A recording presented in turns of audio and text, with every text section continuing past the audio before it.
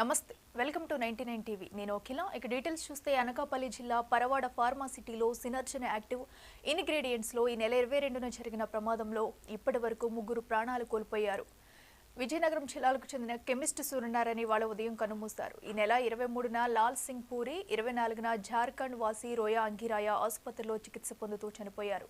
ఈ ఘటనలో గాయపడ్డ జార్ఖండ్కు చెందిన వయంబో కుర్హా ప్రస్తుతం ఆసుపత్రిలో చికిత్స పొందుతున్నారు.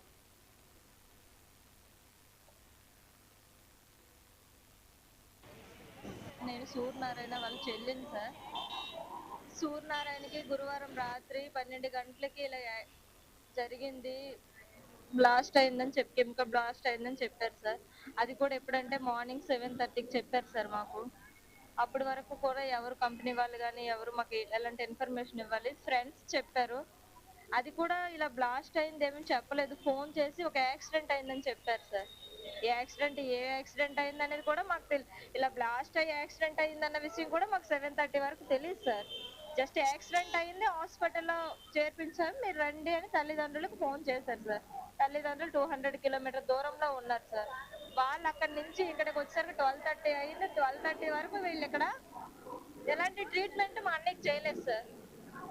12:30కి జరిగిన నుంచి మధ్యాహ్నం 12:30 వరకు వాడికి ఏ ట్రీట్మెంట్ చేయలేదు. ఏదైనా ఒక ట్రీట్మెంట్ చేసి ఉంటే మా అన్నయ్య మాకు ఈ రోజు బ్రతికుండేవాడని మేము అనుకుంటున్నాం సార్. ఇంటికి పెద్ద దిక్కు సార్, వాడు మా పెద్ద అన్నయ్య. తల్లిదండ్రులు చిన్నప్పటి నుంచి కష్టపడి పెంచి చదివించి వాళ్ళు బాగు చేస్తారని ఇలాంటి కంపెనీలకు పంపించారు సార్. ఇప్పుడు ఈ కంపెనీలో ఇలాంటి జరిగిందన్న విషయం కూడా వాళ్ళు మాకు ఒక విషయం చెప్పలేదు సార్. ఇప్పుడు ఆ తల్లిదండ్రులు ఎవరు పోషిస్తారు, ఆ పిల్లల్ని ఎవరు పోషిస్తారు, ఆ భార్యని ఎవరు చూసుకుంటారు సార్? మాకు ఎలాంటి ఉపాధి లేకపోతే పెంచే వాళ్ళు ఎవరు సార్? ఆ తల్లిదండ్రులు పిల్లల్ని ఎవరు పెంచుతారని నేను అడుగుతున్నాను సార్.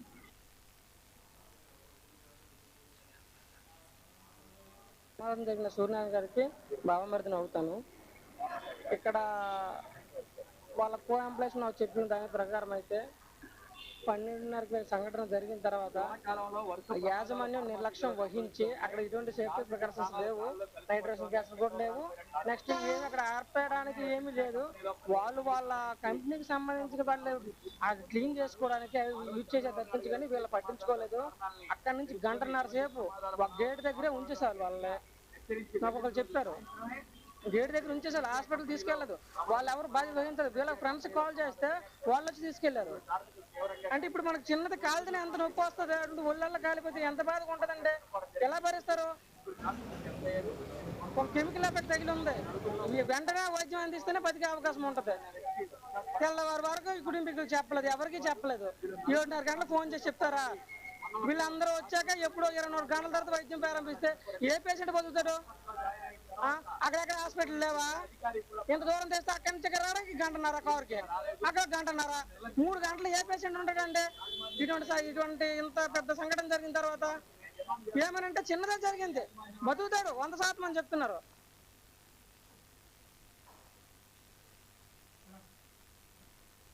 మొన్న ఎసెన్షియా ఫార్మాసిటీలో ప్రమాదం జరిగి 17 మంది చనిపోయిన రోజు సాయంత్రమే పరవాడ SEZ లో ఉన్నటువంటి సినర్జియా కంపెనీలో యాక్సిడెంట్ జరిగి 4 కార్మికులు తీవ్రంగా గాయపడడం జరిగింది.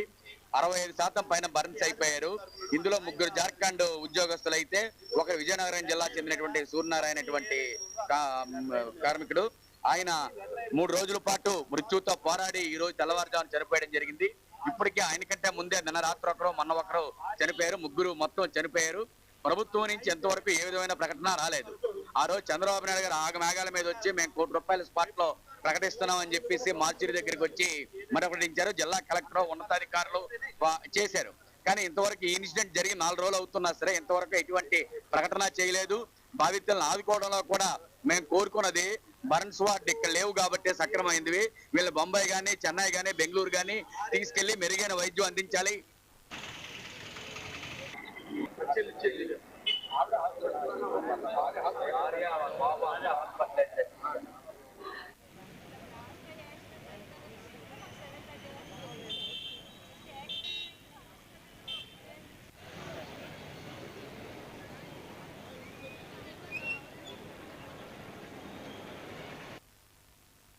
అనకాపల్లి జిల్లా పరవాడ ఫార్మాసిటీలోని సినర్జిన్ యాక్టివ్ ఇంగ్రీడియంట్స్ లో ఈ నెల 22న జరిగిన ప్రమాదంలో ఇప్పటి వరకు 3 ప్రాణాలు కోల్పోయారు. విజయం జిల్లాకు చెందిన కెమిస్ట్ సూర్యనారాయణ వాళ్ళ ఉదయం కన్నుమూశారు. ఈ నెల 23న లాల్ సింగ్ పూరి, 24న జార్ఖండ్ వాసి రోయ అంగిరాయ ఆసుపత్రిలో చికిత్స పొందుతూ చనిపోయారు. ఈ ఘటనలో గాయపడ్డ జార్ఖండ్ కు చెందిన ఓయంబో కుర్హా ప్రస్తుతం ఆసుపత్రిలో చికిత్స పొందుతున్నారు. ఇదే అంశానికి సంబంధించి మరింత సమాచారం మా రీజనల్ కోఆర్డినేటర్ కిరణ్ అందిస్తారు. కిరణ్, చెప్పండి, మరి ఈ ప్రమాదంలో డాక్టర్ల నిర్లక్ష్యం కూడా ఉందని చెప్పేసి అటు బాధితులు వాపోతున్నారు. అలాగే ప్రస్తుతం మరొకరు కూడా చికిత్స పొందుతున్నట్టు తెలుస్తుంది. వారి పరిస్థితి ఎలా ఉంది?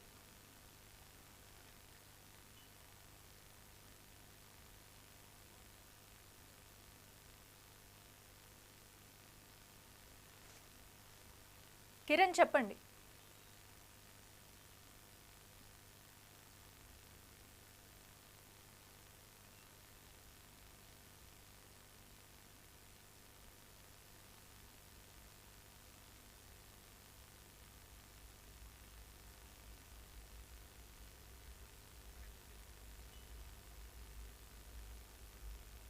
ఇటీవల విశాఖలో ఫార్మా కంపెనీలో జరిగినటువంటి ప్రమాద గంటికలతోటి యావత్తు రాష్ట్ర వ్యాప్తంగా కూడా ఆందోళన వెలువెత్తుంది. ముఖ్యంగా మనం చూసుకున్నట్టయితే అచితాపురం SEZ లో ఎసెన్షియా ఫార్మా కంపెనీలో ప్రమాదం జరిగి 17 మంది చనిపోయి 47 మంది తీవ్ర గాయాల పాలైన నేపథ్యంలో అదే రోజు రాత్రి సుమారు 12-12:30 గంటల ప్రాంతంలో పరవాడ జవహర్లాల్ ఫార్మా సిటీలో జరిగినటువంటి synergies Activa ingredients private limited లో జరిగినటువంటి ప్రమాదం కూడాను పెద్ద ఎత్తున జరిగింది. అయితే దీనికి సంబంధించి 4 తీవ్ర గాయాల పాలయ్యారు. ఈ 4ని కూడా హుటాహుటిన విశాఖ నగరంలో ఉన్నటువంటి ఇండస్ ఆసుపత్రిలో చికిత్స నిమిత్తం కూడా తరలించిన సంగతి తెలిసిందే.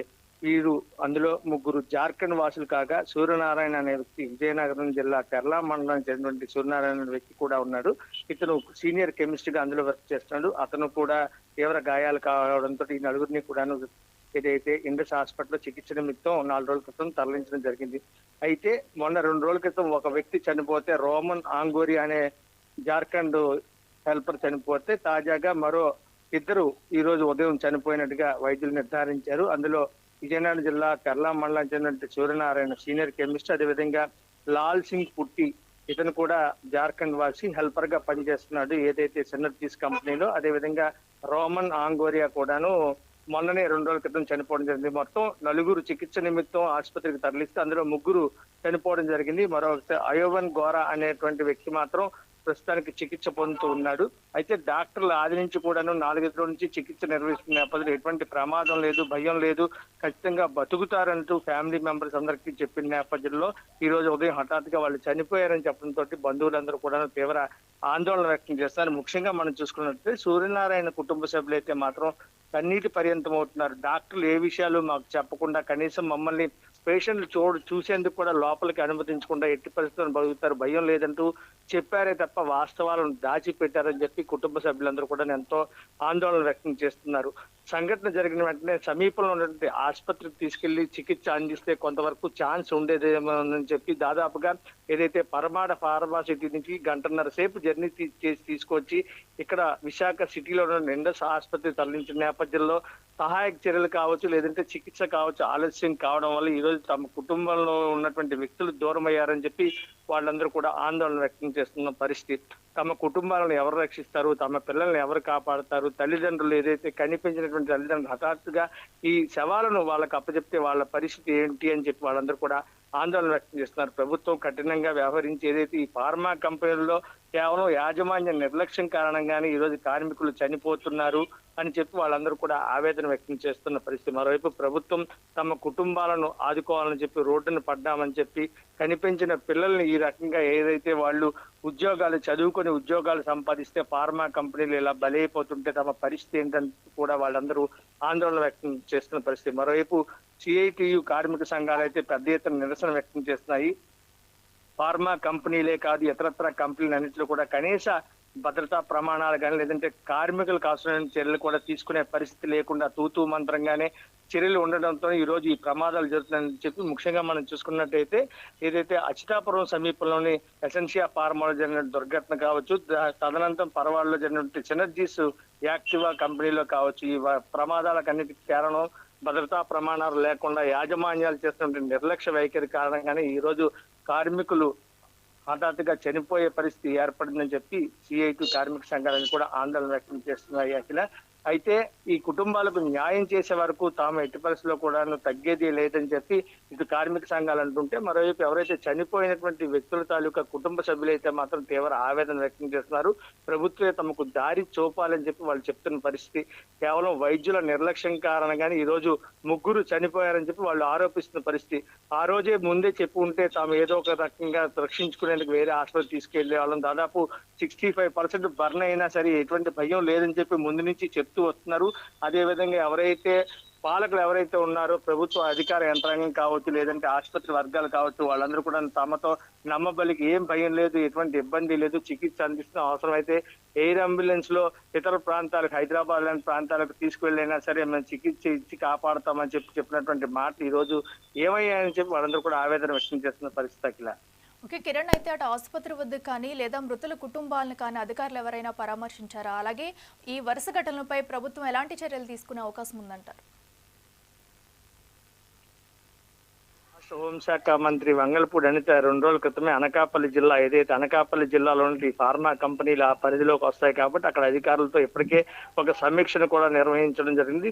భవిష్యత్తులో ఇటువంటి ఘటనలు పునరావృతం కాకుండా తగిన చర్యలు తీసుకోవాలి. అన్ని ఫార్మా కంపెనీల్లో అవసరమైతే ఇండస్ట్రీస్ లో వారం 10 రోజులు పనులన్నీ కూడా ఆపేసి భద్రతా ప్రమాణాలు ఏ రకంగా ఉన్నాయి, సేఫ్టీ మెజర్మెంట్స్ కావచ్చు, ఇవన్నీ కూడా పూర్తి చర్యలు తీసుకోవాలి. అసలు ఏం చేస్తున్నారు, ఏ రకమైన రక్షణ చర్యలు చేపడుతున్నారు, వాళ్ళకి పూర్తిగా అనుమతులు ఉన్నాయా లేదా, ప్రతి సంవత్సరం లేదంటే 6 నెలలకు ఒకసారి పరీక్షలు నిర్వహించేందుకు సంబంధిత శాఖల నుంచి సిబ్బంది ఎవరైనా అధికారులు వస్తారా లేదా అనేటువంటివి కూడా సమీక్షలో చర్చించడం జరిగింది. అదేవిధంగా భవిష్యత్తులో ఇటువంటి ఘటనలు పునరావృతం కాకుండా ఉండేందుకు కఠినంగా వ్యవహరించాలని చెప్పి ఆయా జిల్లా, ఏదైతే అనకాపల్లి జిల్లా నుంచి కలెక్టర్ కావచ్చు, మరోవైపు విశాఖ జిల్లాకు సంబంధించి కలెక్టర్ కావచ్చు, వీళ్ళందరూ కూడా స్పష్టమైనటువంటి ఆదేశాలను మినిస్టర్ కూడా ఇవ్వడం జరిగింది. మరోపక్క ఇప్పటికే అధికార యంత్రాంగం అయితే మాత్రం పూర్తి స్థాయిలో అప్రమత్తమయ్యి మొత్తం విశాఖ జిల్లాలో ఏవైతే ఫార్మా కంపెనీలు కావచ్చు, ఇతర ఇండస్ట్రీస్ కావచ్చు, వీటన్నిటిలో కూడాను తనిఖీలు ముమ్మరం చేయడం జరిగింది. భవిష్యత్తులో ఇలాంటి ఘటనలు జరగకుండా ఉండేందుకు అన్ని చర్యలు కూడా తీసుకుంటున్నామని చెప్పి ఇటు ప్రభుత్వం ఇప్పటికే స్పష్టం చేయడం జరిగింది.